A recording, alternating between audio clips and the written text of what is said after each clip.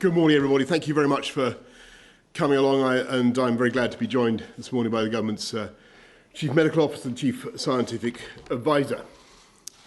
Today we've published the Coronavirus Action Plan, setting out how all four parts of the UK will take all necessary and reasonable steps to prepare for and tackle this outbreak. And the plan has four strands: containing the virus, delaying its spread, researching its origins and cure, and finally, mitigating the impact should the virus become more widespread. That is, contain, delay, research, mitigate. And let me be absolutely clear that for the overwhelming majority of people who contract the virus, this will be a mild disease from which they will speedily and fully recover, as we've already seen. But I fully understand public concern, your concern about the global spread of the virus, and it is highly likely that we will see a growing number of UK cases. And that's why keeping the country safe is the government's overriding priority. And our plan means we're committed to doing everything possible, based on the advice of our world-leading scientific experts, to prepare for all eventualities. And let's not forget, we already have a fantastic NHS, fantastic testing systems, and fantastic surveillance of the spread of the disease. We will make sure the NHS gets all the support it needs to continue their brilliant response to the virus so far. The plan does not set out what the government will do. It sets out the steps that we could take at the right time and on the basis of the scientific advice. Our country remains extremely well prepared, as it has been since the outbreak began in Wuhan several months ago. Finally, crucially, we must not forget what we can all do to fight this virus, which is to wash our hands. You knew I was going to say this, but wash our hands with soap and water. And forgive me for repeating this, but there will be people first tuning into this for the first time. Wash your hands with soap and hot water for the length of time it takes to sing Happy Birthday twice. It's simple advice, but it's the single most important thing we can do, as I think our experts would attest. But at this stage, and with the exception of all the points that I have just mentioned, I want to stress that for the vast majority of the people of this country, we should be going about our business as usual. And on that note, I will hand over to all of you to ask questions to the Chief Medical Officer and the Chief Scientific Advisor. And I'm going to go to you guys in the media, and Laura Koonsberg from the BBC. Thank you very much, Prime Minister. First of all, Prime Minister, are you telling people today that sooner or later all of our lives are going to be disrupted somehow? And a question to the Chief Medical Officer and the Chief Scientific Advisor, if I may. Do you believe at some point this virus will be bigger than any effort the government can make to try to contain it? And to the Chief Medical Officer, what is your best guess, if you can, of how many people will actually get this disease, even bearing in mind that for the majority of people it's mild and won't do any long-term harm? Well, Laura, I think the answer to your question is, I'm afraid at this stage it is just, I think, too early to say. But I'll hand over to our experts on that. There's a key point about timing here. And there are a number of measures that could be taken to try and reduce the peak and flatten it a bit so we haven't got such a sharp number of people at any one time. And the question is at what time to implement which measures. If you do it too early, you end up with a lot of people having disruption, a lot of societal disruption, at a time you're not getting benefit.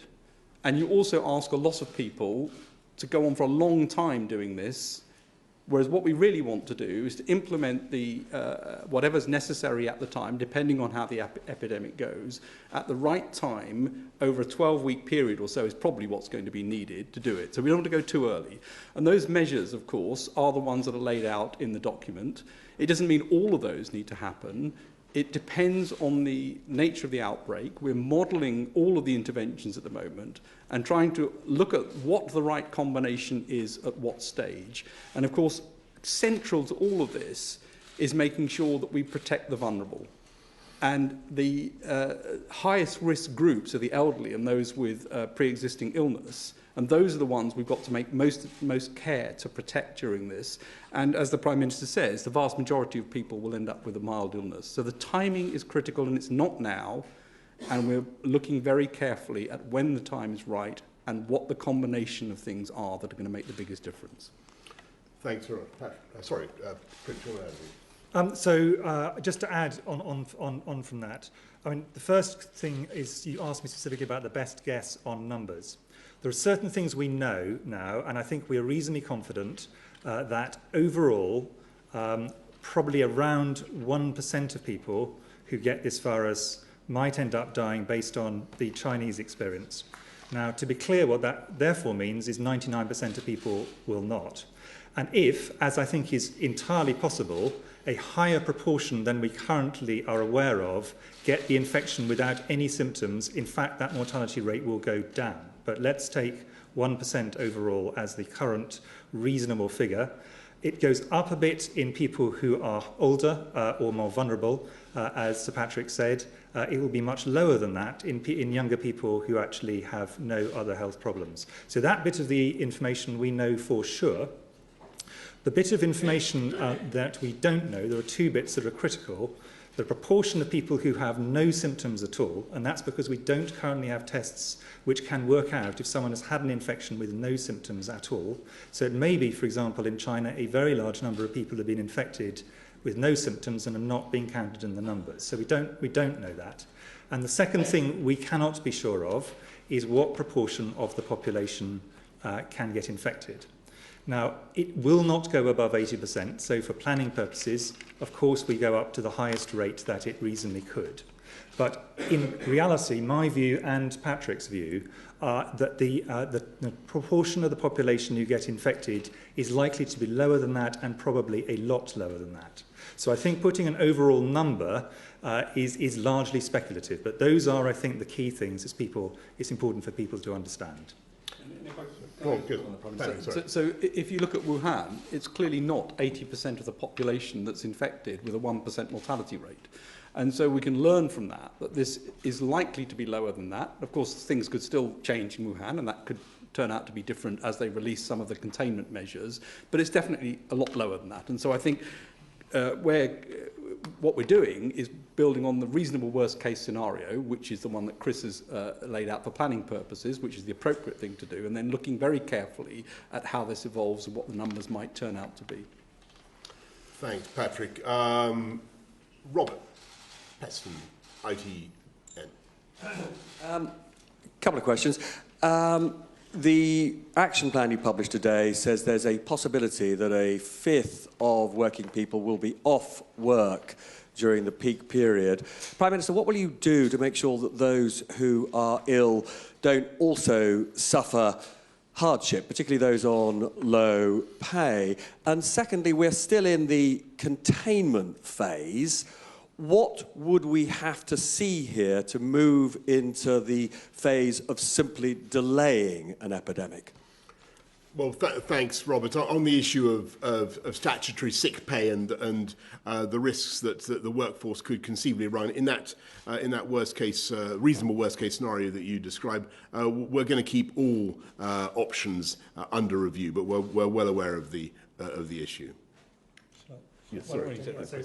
In terms of moving from containment to delay, the first point to make is that most of the things that we do to try and help contain the virus, like finding the early cases and isolating them, also are very important for delay. So they serve both purposes.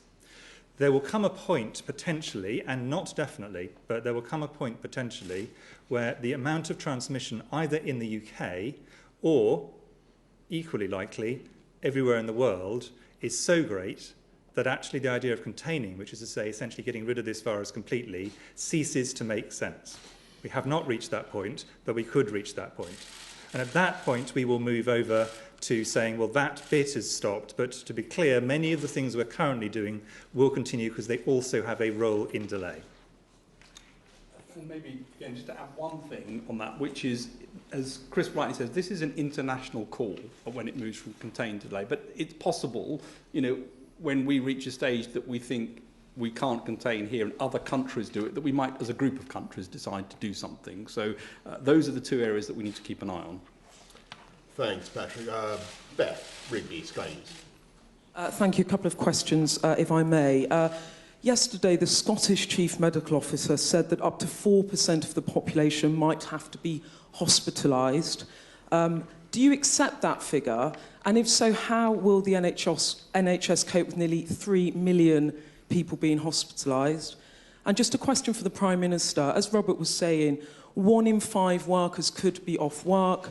Your document says in worst case scenario, the police might have to be redeployed just to deal with serious crime and maintain public order. Will you draft in the army if necessary? And can you promise citizens that in the midst of all this, you can keep them safe? Thank you. Yes, thanks very much, Beth. And let me deal with both those important points. On the NHS and the potential pressure on the NHS, I think we have a fantastic health service, and it's well capable of handling the most tremendous pressures, as everybody knows. I think one thing it will be important for us all to do, if the virus moves into the kind of stages that our scientific advisors have just been talking about, it will be very important for everybody to think not only what we can do to prevent the spread of the virus individually, but also what we can do to avoid too much pressure on the NHS. So when it comes to using services such as GPs or 111, and it will be quite important to be self-restraining where possible, because as I say, most people will unquestionably get through it. And on your second point about the police and the army and back, there are long-established plans by which the police will, obviously they will keep the public safe, but they will prioritise those things that they have to do. And the army is, of course, always ready to backfill as and when. But that is under the reasonable worst-case scenario. Andy Bell, Sky News. 5 News. Andy Bell, 5 News. Just to return to the idea of pressures on the NHS, though, I mean, people will struggle to believe that the NHS will be able to cope seamlessly when we all know the pressures this system is under. Can you give us an idea of what will not happen in the NHS? What operations will not happen, for instance? What treatments will not happen if we move to a stage where you could potentially have tens of thousands or hundreds of thousands of people having to be treated in hospital? So one of the reasons that we are so keen to delay is we're trying to push as far as we can the peak of the infection, if it occurs, out into the period of the year when the NHS is better able to do things because the other infectious diseases of winter are not there. So that is one of the key principles of the delay strategy, is pushing out into the late spring and summer period. Now, when we get there, there are 3 separate sets of things that we are going to need to do. The first of which is to take measures or consider measures which are going to reduce the peak of the infection so the proportion of people infected to get at the same time is smaller. And these are the kinds of decisions around social distancing and other areas which we'll need to present to ministers with a menu which have been looked at, scientifically modelled out, what is the combination of things that can pull down the peak that will make the difference between what the NHS normally can do and this peak as small as possible. That's the first thing. The second thing we can do and must do is to isolate from the virus, but not from society. And this is how we do this is a key thing. Older people and people who are vulnerable for other reasons. That is both very good for their health, and it also will reduce the pressure on the NHS. And then the third thing will be to reconfigure the services to deal with the peak, which will be a relatively short one in the sense of it is a number of weeks. So we will see this coming from the modelling, and what we will try and do is, in a sense, be prepared to slow down or postpone anything that is postponable, and then deal with the peak that we find ourselves with at the point it arrives. And, you know, as a doctor myself, Sir Patrick is also a doctor, this is normal medical practice, is to actually basically you adjust what you do clinically to the particular group of problems you've got in front of us. And that's what the NHS will do, as any group of doctors would do, any group of nurses would do. Thanks very much. Joe Murphy, Evening Standard. Not here. Filing. Pippa Crerar, Daily Mirror. Thanks. Pippa Crerar from The Mirror. A couple of questions to different people, if I may. The CMO and the CS, I'm just wondering what specific advice you might have for people in care homes, because obviously they're both elderly and vulnerable, whether that would affect visitors perhaps, or whether you would suggest that individuals should stay within the care homes. And to the Prime Minister, can you give us any more detail on the local resilient plans that you've got in place? The document talks about government of the UK and the devolved administrations dealing with councils to help with things. For example, talking about an increase in deaths arising from the outbreak. We've all heard sort of scare stories, horror stories about morgues in Hyde Park and so on. Can you give us some reassurance about what plans will be in place to make sure that if more people do die, it's handled with dignity? Sure. So just quickly on that one, Pippa, obviously there are long-established plans when we're working with local resilience forums to make sure that everybody gets dignity that they deserve, and there are long-established plans to make sure that happens. On care homes specifically, we will give some very specific advice on care homes, but one of the things we're keen to avoid, this is going back to Patrick's point at the beginning, is doing things too early. Because if you do them early, you get no benefit from the epidemic, but what you do get is a social cost. So what we want to do is give the advice at the point we think it's going to have an effect on improving the lives or reducing the chance of infection of people in their care homes. And at that point, we will give specific care home advice. Thanks. Kate Ferguson, The Sun. Hi, Prime Minister. What words of reassurance... Sorry, over here. What words of reassurance do you have for Brits sitting at home worried about what this means for them, that they can get through this crisis and that Britain can get through this crisis? Well, thanks, Kate. I just want to really repeat what I said at the outset. There are some very simple things that we can do to protect ourselves and to stop the spread of the disease. Number one, wash your hands. I'm not going to repeat how to wash your hands. But the second thing is really just to repeat what the CMO and the Chief Scientific Advisor have told us. This is overwhelmingly a disease that is moderate in its effects. People recover speedily and well from it. That's what we're seeing in the overwhelming majority of cases, and I have no doubt at all that with the scientific advice that we have, with the levels of preparedness that we have, with our fantastic NHS, our ability to test and to survey the spread of the disease, that this country is going to get through coronavirus. No doubt at all, and get through it in good shape. But I don't know whether anyone wants to add anything to those are my... I think those are the things. I mean, there are some things to do now which have been clear, and the other things we will give advice on as they come at the right time. And want to re-emphasise this point. You do things at the wrong time, you end up with an awful lot of disruption, and you potentially make them less effective when they come in because people have stopped doing them by that stage because they can't see the point. Correct. Gordon Rayner, Telegraph.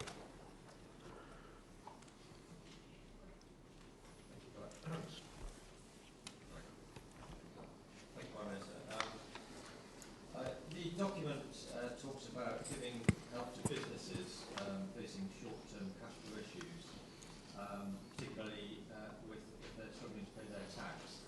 But if a business has a fifth of its workforce off and is potentially then facing huge problems with its cash flow, what other help can the government give to businesses? Are you considering short-term loans, interest-free loans, that sort of thing to help see businesses through that period?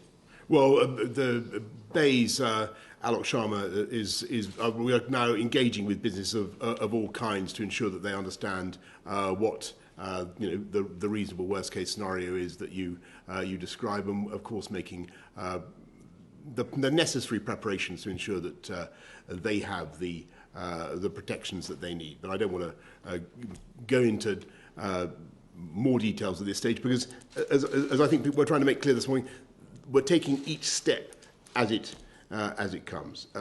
Jason. Thank you. Jason Goes from the Daily Mail.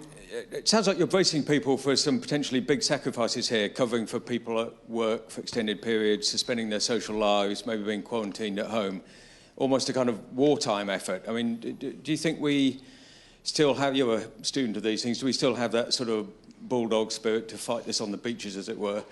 And while I've got you, can I congratulate you on your impending fatherhood and ask whether you plan to set an example to new fathers by taking paternity leave? Right. Well, on your first substantive point, Jason, both substantive points, of course. I do think that this is a national challenge, and I do think that we are faced with something that could be, the potential is there for this to be something that our country has to get through. But I've got absolutely no doubt that we have the resources, we've got the health service, we've got the expertise to do it. And I'm very confident that the British public understand that. I think the British public can see exactly what the balance of risk is. I think they can see, because I think we're getting some very, very clear advice. I think they're getting a very clear picture of how we all need to behave, and I think we'll get through it, as I say, in very good shape. And on your second question, I think the answer is almost certainly yes. There you go. I can't remember what the question was, but I know the answer is yes. Paul. Paul Ward from HuffPost. Prime Minister, what advice have you got for parents who think that their children may well be suffering from school closures this summer in a few weeks' time? Or both of your advisors want to give a bit more explanation on that? Yes. Well, I mean, on school closures, we don't think that schools should be closing in principle. We think, if possible, schools should stay open, but that school authorities should follow the advice of Public Health England. That's where we are. Shall I add something to that, Prime Minister? I mean, I think there are probably two things to say in addition to that. The first is that there's no evidence at the moment that children are particularly badly affected by this virus. In fact, quite the other way. Currently, the evidence from China, at least, would imply that children have much less of this disease. That's either because they're getting it less often, or that they are getting it, but it is much milder. So the first reason to close schools, which is this is particularly dangerous for children, which some infections are, would not be a sensible reason in this case. The second reason is that in some epidemics, it is useful to actually close schools as a way of damping down the epidemic significantly.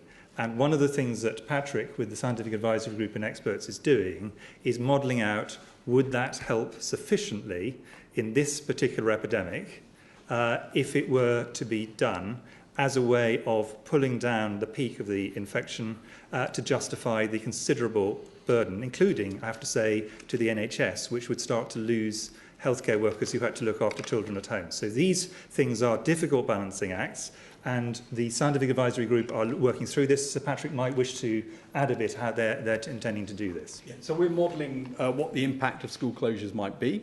And, of course, it's wrong to do that in isolation. So there are several measures you could take to try and limit this, and other countries have taken various measures.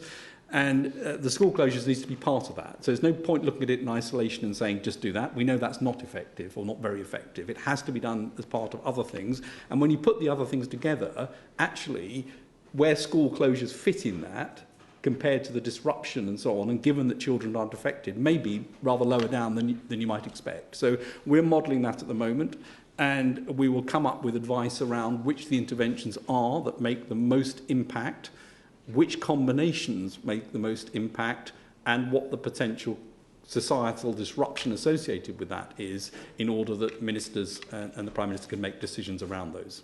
That's very, very helpful. Thank you. Chris Smith, The Times. Chris Smith from The Times here? Yes. Thank you, Prime Minister. When you're considering some of these more drastic measures, whether it's school closures, restricting gatherings, other things you'll have under these powers that you're planning to introduce, you may be guided by scientific evidence, but this is fundamentally a political choice. The 2011 pandemic plan was much more laissez-faire, saying no reason to cancel mass gatherings. That's now shifted. Can you tell us a bit about how you personally will make those judgments? What principles you'll be guided by making the trade-off between disruption and mitigating? Well, it's not going to surprise you, Chris, if I say that the principle that will guide us in all these decisions is the scientific advice. So when it comes to calculating the trade-off that you identify between efficacy and disruption, it's the science that will help us to take the decision. Theo Usherwood from LBC. Theo. Sorry, you're not Theo. I think you're LBC, though. Good, OK. Thank you, Prime Minister. Ben Kentish, LBC. Prime Minister, in the document published today, it mentions that plans are in place for what it calls a severe prolonged pandemic, as experienced in 1918 with Spanish flu. How seriously is the government taking that prospect, and how likely is it to get that bad? Well, thank you very much. I think probably on the sort of statistical possibilities of a 1918 style epidemic, I probably ought to pass to Sir Patrick or to Chris.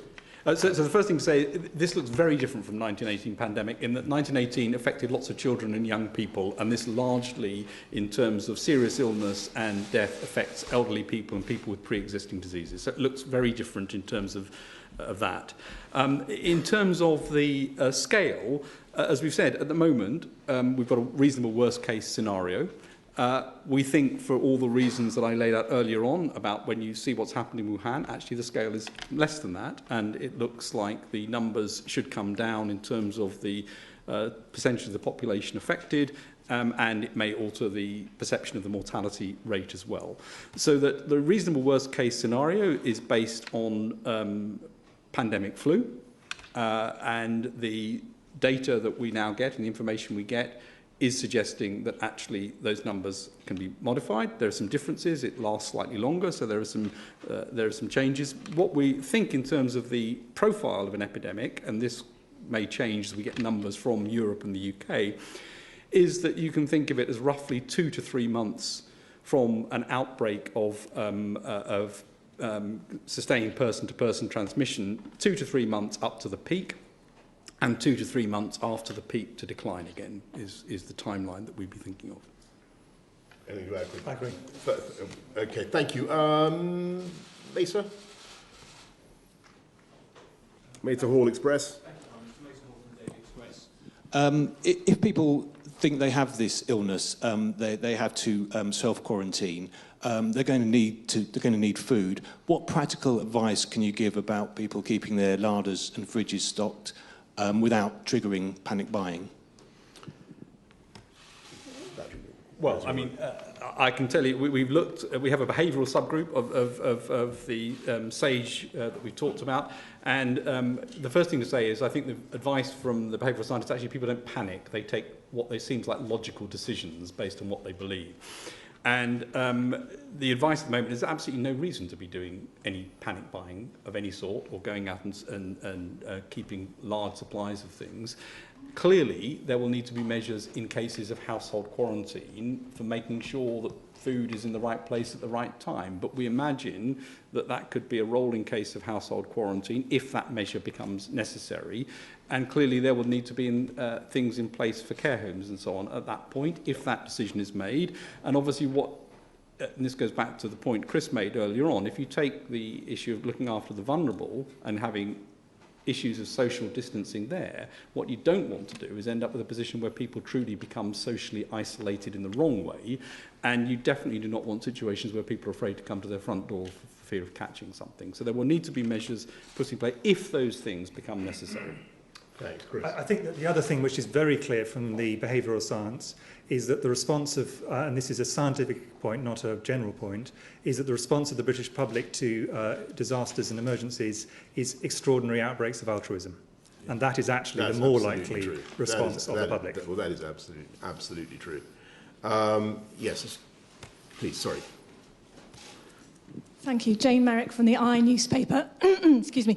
Given that they are in high-risk groups, the elderly and the ill are likely to feel quite frightened today and may not be reassured by the 1% rate and by hand washing. What can you say to them to feel slightly less frightened about this? Well, thanks, Jane. I'm obviously just repeat what Patrick and Chris have already said about prioritising the needs of the vulnerable and the elderly. But on your statistical concerns, perhaps. Yes, Chris. And I think the thing to be really clear about is even for the highest risk group, the great majority of people will survive this. So if you look at the Chinese data, if you take the very oldest people, the great majority survive. So it is important to stress that. And if you're talking about the low risk groups, the rate of mortality is well below 1%. So I think there's always a danger people think this has actually got a higher risk than it actually has for them personally. And I think the second thing to say is clearly the point of the NHS's approach to this is going to be to prioritise those who are in greatest need of treatment. And that is the way the NHS will respond to this at all stages of this epidemic, which will have a beginning, a middle and an end. And we will just respond slightly differently in those three phases. Thank you very much. Yeah. Thank you. It's Emily Ashton at BuzzFeed. I just wanted to ask about holidays. There will be lots of people out there who've booked spring and summer holidays, not just far afield, but to Europe, and they're really looking forward to it. Should they be preparing to cancel those holidays and staying in the UK? Or do you think those holidays can still go ahead? Patrick? Well, a lot depends on where the outbreaks are. So at the moment, the outbreaks are across Europe and across most of the world in some form or another. And they're contained in many places, but are becoming uncontained in some places. And so, again, it depends on the stage. Because once the epidemic is everywhere, then actually restricting travel like that makes no difference at all. And at the moment, we're certainly not recommending any change to behaviours in relation to that. And as it grows, if it grows in the UK, then, of course, it doesn't really make any sense to say that you're at more risk somewhere else than you are here. Shall I just add one point on that? Because it is a very important point. The first reason for people having advice on travel is to do with, is it actually going to transmit the virus around? Yep. And by a later stage, it simply isn't, because it'll be everywhere. So it makes no difference. The second stage, and this is only relevant to a few places, is if you happen to be in a place with a very weak health service at the peak of their epidemic, weaker than the NHS, that obviously might be more problematic. And this is particularly an issue for people who are older or have pre-existing health conditions. So I think in those situations, they just might want to think through the practicalities of being in a place which has a health service less strong than the NHS. But that isn't a point about moving the virus around. It's simply a practical point. Thanks. Yes.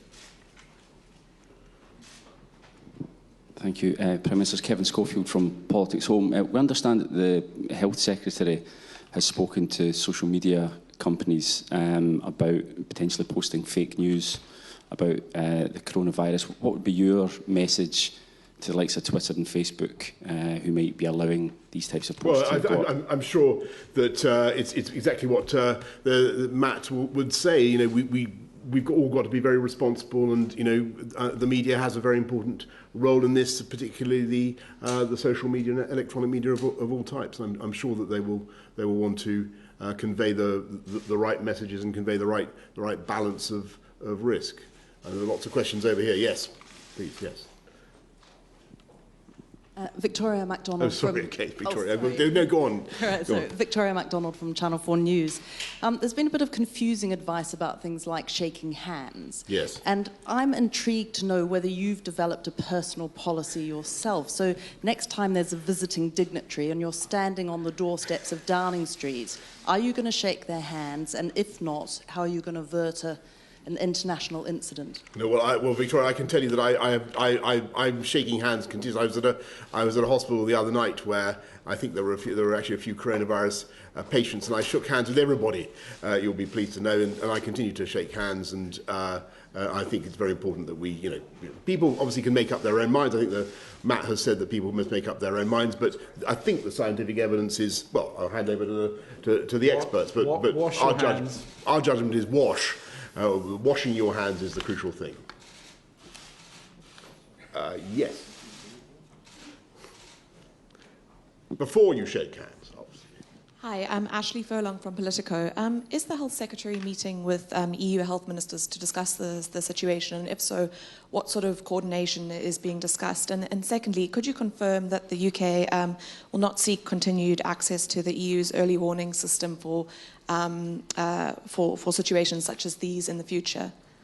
Well, thanks. We continue to have a global coordination that you would expect, and I congratulate the Chinese authorities actually on the speed with which they posted the news. If you look at the speed with which they posted the news of an outbreak that has had serious international implications, and I'm getting the signal from the back that I'm going to take 2 more questions, and then if that's okay, we're going to 3 more questions. 1, 2, and then you over there. Yes. Thank you, Prime Minister. It's Kate Proctor from The Guardian. Yes. The advice and the suggestion that cities could potentially be locked down to try and contain this, is that advice now no longer a likely course of action? And secondly, I wanted to be very clear from the Chief Medical Officer, the mortality rate of 1%, you did suggest it would be higher for the elderly. Could you tell us what that figure is? Well, I think you should probably answer both. On the lockdown necessity, on the mortality, yes, absolutely. So the Health Secretary has been really clear that there are multiple options that can be looked at, ranging from ones which have huge effects or large effects and very small implications for individuals, washing their hands being absolutely top of the range, through to ones that may have very big social effects and much less implications. And what we presented to ministers, as Patrick said, is a combination of those modelled out scientifically to work out what are the right things to do. In general, though, and I don't want to take any clear thing off the table because it's important that everyone thinks this through, the locking down a city is most useful when it is starting in one place with a high transmission in that place and nowhere else. And it seems unlikely we'll be in that situation in the medium to long-term future. But it's important that all the options are available to people. What was the second? Around the 1%. So I think that the Chinese authorities have very helpfully laid that out. And in fact, the Times newspaper did a nice graphic showing the Chinese data this morning. The first thing to say is there are some questions about exactly how you calculate mortality, and I don't want to go into that. It's a pretty technical area on this. But I think what is clear is that there is a significant ramp up in the risk of people dying with this infection once they get over 80. And it begins to take off a bit earlier than that. But the exact percentages will depend on a lot of factors, including the healthcare system you have in place. So I would not expect, and I don't think Patrick would expect, the numbers we're seeing in China automatically to read over to the UK. And I think what we'll get is more data probably from European systems which will be more comparable to our own fairly soon. And we're very happy to update things once we have those. Thanks very much. Yes. Prime Minister David Hughes from PA. We know that you're considering emergency powers. Wondered, just could you give us a sense of what kind of powers you are considering? And given the age of veterans and the wartime generation, will VE Day commemorations have to now be scaled back? Okay, well, on the second point about specific events, we're still, as I say, in the contain and research stage of this. We haven't taken decisions on specific events as we've been discussing just now. And on the powers issue, very, very important for everybody to understand that yes, it is necessary to have some legislation in respect of things like school operation, borders, quarantine, but these are exceptional and short term, and they're not intended to last beyond the outbreak. Anything you want to add on that? I think the last question, yes. Thank you. Laura Macon-Isherwood from Forces News. It says in the document that the Ministry of Defence has put in place plans to ensure delivery of its key operations in the UK and overseas.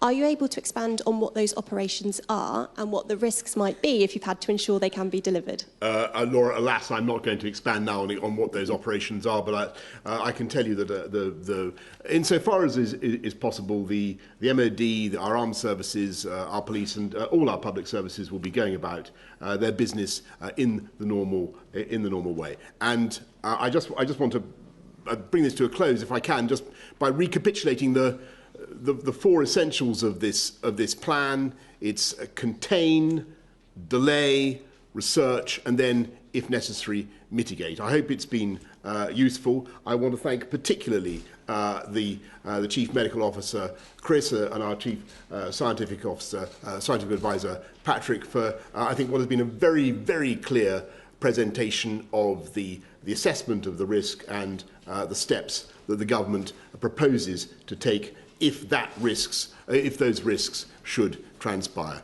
Thank you all very much for coming along this morning. Thank you. Thanks, everybody. Thank you.